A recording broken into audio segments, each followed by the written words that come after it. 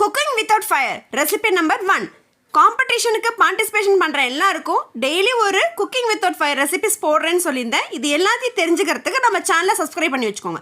இப்போ இந்த ட்ரிங்க் செய்யறதுக்கு நான் உப்பு கல்லை எடுத்திருக்கேன். தோல் தேவையில்லை. ஸோ கை போட்டு நல்லா பிசைஞ்சிட்டு அந்த தோலை இந்த மாதிரி எண்ணெய் வடிகட்டுறதுல கூட போட்டு சலிச்சிங்க அப்படின்னா தோல் தனியாக வந்துடும், பருப்பு தனியாக வந்துடும். இந்த நமக்கு பருப்பை மட்டும் எடுத்து வச்சுக்கோங்க.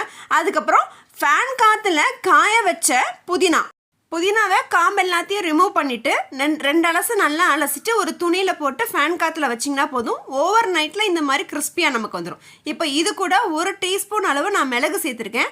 அதுக்கப்புறம் 1 டீஸ்பூன் அளவு ஜீரகம் சேர்த்துருக்கேன். உங்களுக்கு காரம் வேணும்னு நினச்சிங்கன்னா நீங்கள் காஞ்ச மிளகாயை எண்ணெய் சட்டியில் வறுத்துட்டு சேர்த்துக்கோங்க.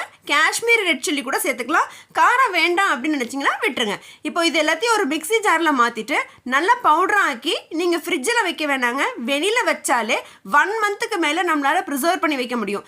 எப்பப்பெல்லாம் நமக்கு தேவைப்படுதோ அப்பெல்லாம் இந்த பவுடர் எடுத்து போட்டு கலந்து குடிச்சோம் அப்படின்னா நீர்மோர் குடிச்ச மாதிரி இன்ஸ்டன்ட் எனர்ஜி நமக்கு கிடைச்சிருங்க. பசங்க ஸ்கூல்லேருந்து வராங்க, ரொம்ப டயர்டாக வராங்க, அவங்களுக்கு ஏதாவது ஒரு ஹெல்த்தியாக ட்ரிங்க் கொடுக்கணும் அப்படின்னு நினச்சா நீங்கள் இதை செஞ்சு கொடுங்க.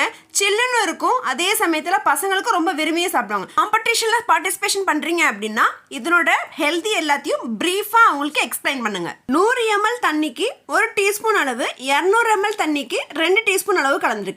நான் இன்னைக்கு இதை 2 ப்ரொசீஜராக பண்ண போகிறேன். ஸோ அதனால தான் நான் 100 2 கப்புக்கு எடுத்திருக்கேன். ஸோ இது போட்டு நல்லா கலந்துட்டு நீங்கள் நல்லா கலந்து விட்டதுக்கப்புறம் தேவையான அளவு உப்பு சேர்த்துக்கோங்க. பவுடர் பண்ண உடனேவே புதினாவோட ஸ்மெல்லும் அந்த பொட்டுக்கடலையோட ஸ்மெல்லும் செம்ம ஸ்மெல்லாக இருக்குங்க.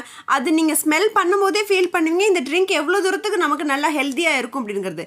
இப்போது நமக்கு கொஞ்சம் ரிச்சாக பண்ணுறதுக்கு கொஞ்சம் குட்டி குட்டியாக அரிஞ்ச பெரிய வெங்காயம், அப்படி இல்லைன்னா நீங்கள் சின்ன வெங்காயம் கூட சேர்த்துக்கலாம்.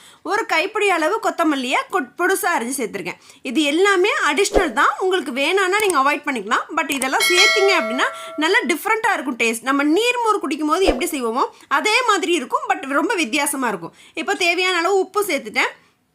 இப்போ சேர்த்ததுக்கப்புறம் இது எல்லாத்தையும் நான் 2 கிளாஸ்க்கு மாற்றுறேன். 2 கிளாஸ்க்கு மாற்றும் போது நான் 2 டைப்பாக பண்ண போகிறேன்னு ஆல்ரெடி சொன்னேன். ஸோ அதனால தான் நான் 2 கிளாஸ்க்கு 100 ml எடுத்திருந்தேன். ஸோ 2 கரெக்டாக இருந்துச்சு. ஒரு இதில் நான் லெமன் சேர்க்குறேன். நீங்கள் லெமன் சப்போஸ் கோல்டு எனக்கு வேண்டாம், பசங்களுக்கு ஒத்துக்காது அப்படின்னா நீங்கள் ஐஸ் சேர்க்காமல் லெமன் சேர்க்காமல் இந்த மாதிரி செஞ்சு பாருங்கள். தயிரை நல்லா கட்டி இல்லாமல் நல்லா அடிச்சிட்டு அதையும் ஐஸ் க்யூப்ஸையும் சேர்த்து சர்வ் பண்ண வேண்டியதாங்க. செஞ்சு பாருங்க, ரொம்ப டிஃப்ரெண்ட்டான ரெசிபி. நம்ம ஃப்ரூட்ஸில் நிறைய ட்ரை பண்ணியிருக்கோம், மோரில் நிறைய ட்ரை பண்ணியிருக்கோம். இந்த மாதிரி பருப்பு வச்சு நம்ம இது வரைக்கும் ட்ரை பண்ணதே இல்லை. கண்டிப்பாக ட்ரை பண்ணி பாருங்கள். இன்றைக்கே ட்ரை பண்ணி பாருங்கள். ட்ரை பண்ணி பார்த்துட்டு ரெசிபி எப்படி இருக்குன்னு கமெண்ட் செக்ஷன் சொல்லுங்கள். அடுத்த குக்கிங் வித்தவுட் ஃபயரில் மீட் பண்ணுறேன். அது வரைக்கும் டாடா.